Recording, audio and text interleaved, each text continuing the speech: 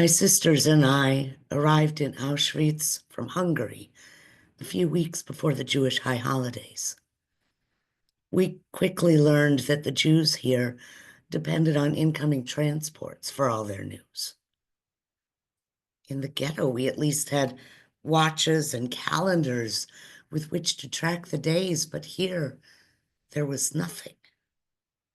Instead, with every train, word of upcoming holidays would spread through the men's camp, and the men would smuggle that information, along with any other news they had, to the women's camp. This was how we kept track of the Jewish calendar and what was happening in the world. That year, Rosh Hashanah came and went, marked only by the constant selections.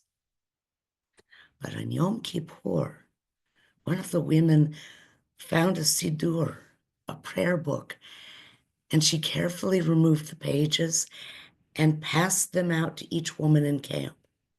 The individual pages were easy to hide, allowing us to quietly read them while we worked. Because of her, we were each able to hold a piece of hope and to say at least one prayer, even if it was the wrong one. I spent that day thinking about everything I had survived when so many others had not.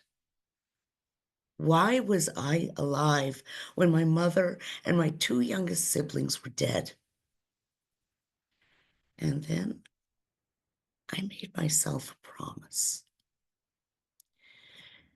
That Yom Kippur in 1944, I swore that if I survived this place, I would do everything I could to keep this from ever happening again to anyone. I would tell the world what happened, not just to me, but to all those who could no longer speak for themselves. And with help, I did tell the world what happened. What's more, I made them listen.